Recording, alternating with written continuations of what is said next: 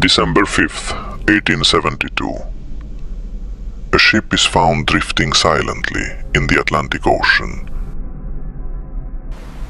No signs of struggle, no pirates, just an empty cabin and a cup of tea still warm on the table.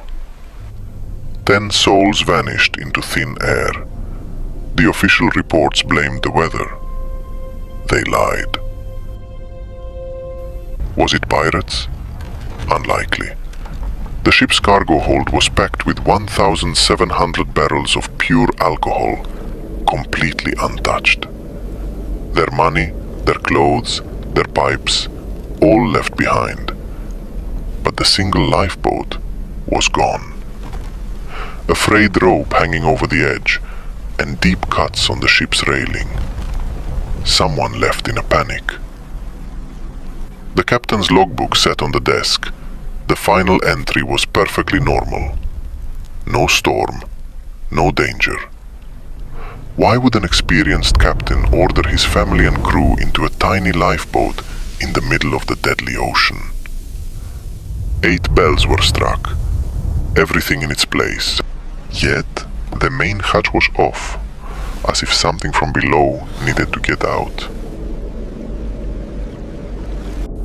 In the child's cabin, a doll sat on the bed, its glass eyes staring at a half-eaten meal. They didn't leave. They fled. 9 barrels were empty, not drunk, evaporated. Did the fumes drive the captain to a murderous paranoia? Or did they hear it, the sound of the hull ripping, when there was no ice for 1,000 miles? The navigation equipment was smashed, the chronometer gone. Someone didn't want them to find their way back. A sea quake, a water spout, or a collective hallucination born from the depths of the Atlantic. In my archives, there is a letter, found years later in a bottle. It mentions the third party on board. But the Mary Celeste was not the only one. Something is still out there, waiting for the next sail. 2 days after the discovery, the Dei Gratia crew stepped on board. The silence was absolute. Not even the rats remained. The cuts on the railing were fresh. Scientists later claimed they were caused by the ship's movement, but the angles were all wrong. The trial in Gibraltar lasted for months. They searched for blood. They searched for motive. They found suspicion. My records show that Captain Briggs was a man of God.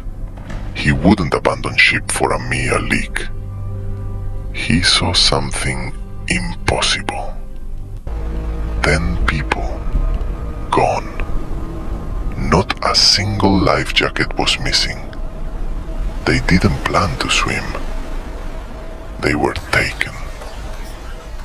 The Mary Celeste was sold 17 times. Every owner met a tragic end. The ship itself was a predator. The sea doesn't give back what it takes. But sometimes it leaves a warning. Are you listening? I have more files, more secrets. Subscribe to the archive before your own file is opened. This was The Keeper. The ink on the last report is barely dry, but the archive never sleeps. Let's travel to December 1900, to the edge of the world. 7 stones. The Flannan Isles. A jagged graveyard of ships in the North Atlantic, guarded by a single pulsing light. December 15th. The steamer Archdor passes by. The light that should guide them, is dead. 3 experienced men, James, Thomas, and Donald.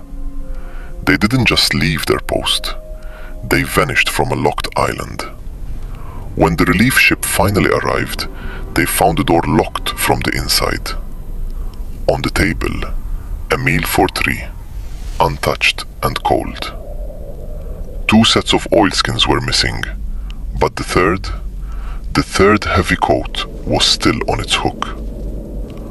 One man went out into the storm, unprotected. The logbook recorded a storm so terrifying it reduced grown men to tears. But that day, the skies were clear for miles. Vedekmen, iron railings bent like wire.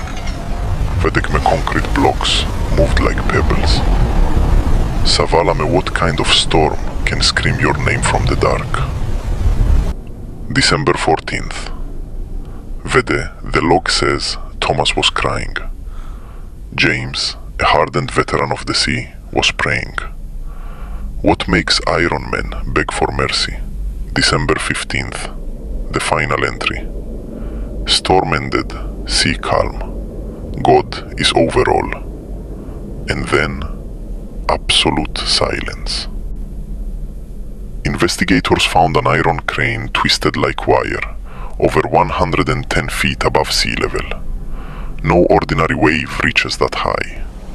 Did one man snap, push the others into the abyss and follow them down? Or did the island itself demand a sacrifice? A rogue wave is the official answer, but logic cannot explain why a man would carefully lock the heavy iron door behind him before facing the ocean.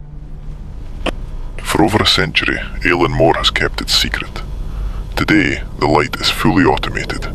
No human soul dares to live there. They say if you stand by the cliff edge when the wind is right, you can still hear 3 voices calling out from the foam.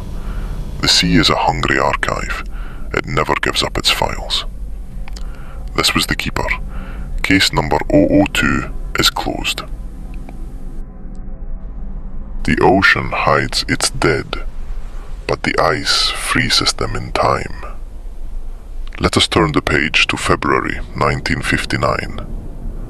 The Ural Mountains. 9 experienced hikers walked into the frozen wilderness of Kholatsyakel. In the language of the local Mansi tribe, Gur, it translates to Mountain of the Dead. Weeks later, Gur, the search party, found their tent. It wasn't crushed by an avalanche. It was slashed open from the inside. Gur, the investigators found their boots, Gur, their thick coats, Gur, their warm stoves.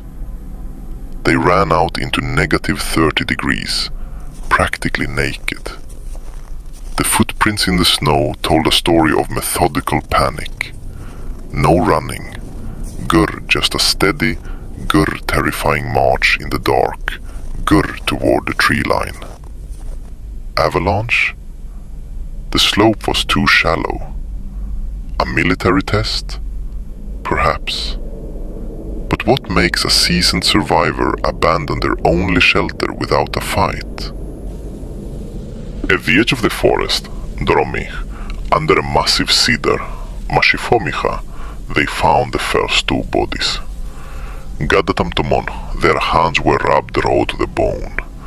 Yet οι βούνται αμάρτων το μαθκάβαν. They were desperately climbing the tree to see something approaching from the tent.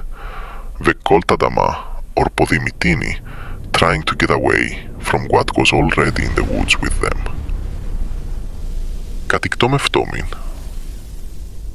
Months later, Sabi, as the ice finally began to melt, δίμτε με βόν την Aroki ravine, σταπτό, under 15 feet of snow.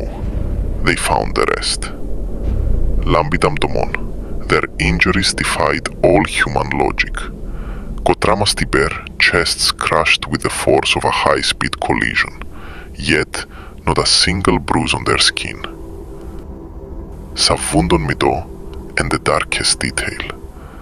Soft tissue anomalies, eyes and a tongue missing. The official report blamed it on an unknown compelling force.